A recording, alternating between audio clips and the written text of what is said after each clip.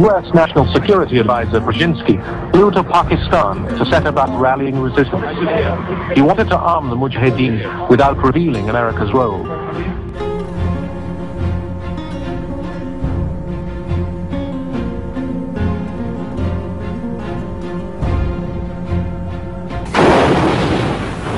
The Iraqis had already proved these tactics against Kurdish rebels, but their strategy failed to recognize that defensive armies could also move quickly into position.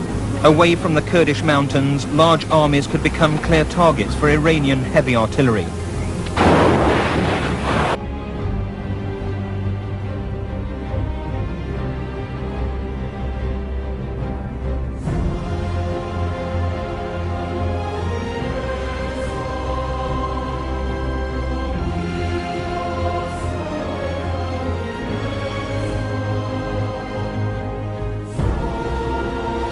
This does not mean stationing U.S. ground forces in the Arabian Peninsula, but it does mean American participation in joint exercises involving both air and ground forces. It means maintaining a capable U.S. naval presence in the region.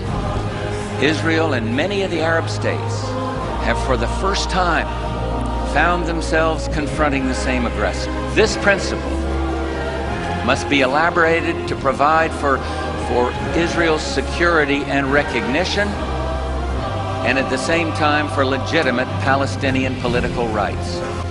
Now we can see a new world coming into view. A world in which there is the very real prospect of a new world order.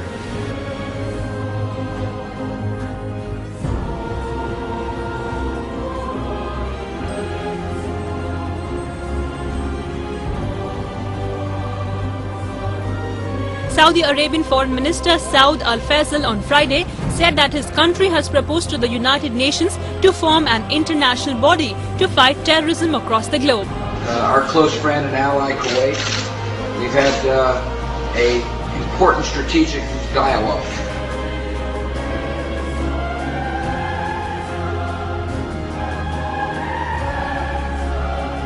هل تؤيد إعدام صدام حسين؟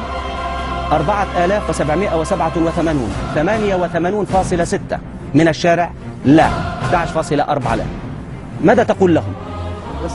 بس دقيقة قبل ما يجاوب ايه أنا أريد أبدأ البرنامج أو الحلقة أدعو المشاهدين بأن نقرأ الفاتحة على روح الرئيس الشهيد صدام حسين. بسم الله الرحمن الرحيم. على أحد نحن هنا ندين رجل. Well, let me just ask you this.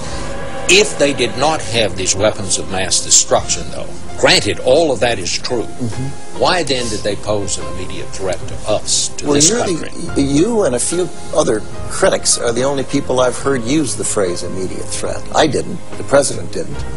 And it's become kind of folklore that that's what's happened.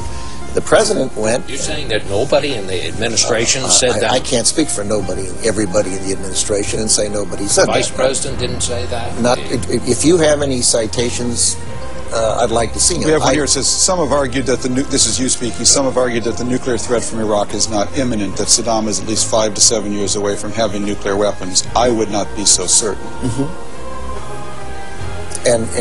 Close to imminent.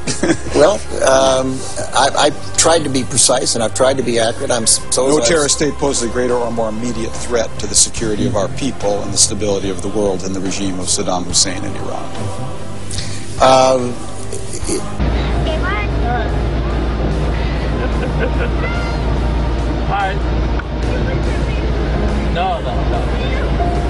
No, these. I need these. This violence was sparked by an incident involving this white car. Iraqi police say the car contained weapons and explosives and was driven by 2 undercover British servicemen dressed as Arabs. Iraqi police have issued these pictures of the men. The MOD's asked us not to identify them. They're accused of killing one Iraqi policeman and wounding another. A policeman approached them and then one of these guys fired at him. Then the police managed to capture them. They refused to say what their mission was. They said they were British soldiers and to ask their commander about their mission.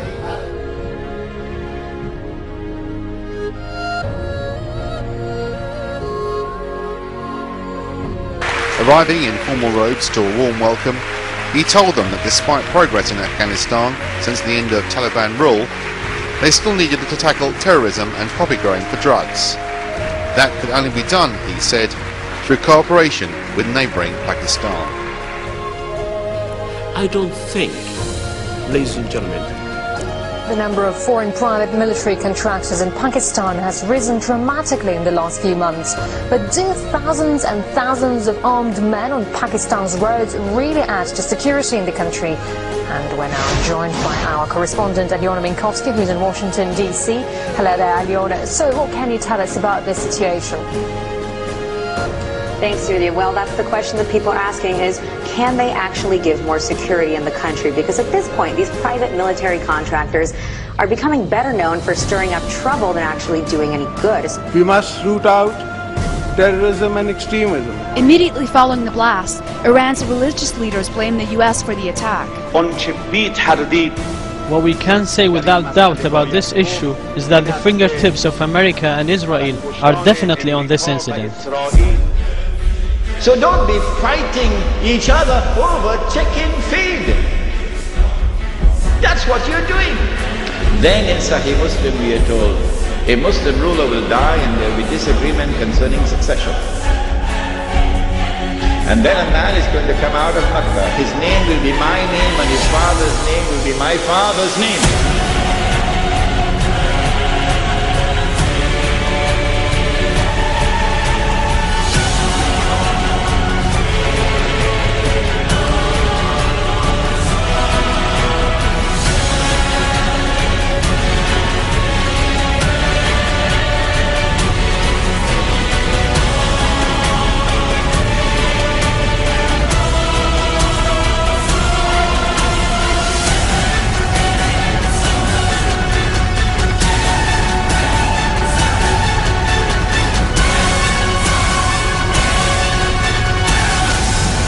Said the Prophet ﷺ, he'd have a broad forehead and a large nose, and he'll be known as Al-Mahdi. Goodbye to bad rubbish.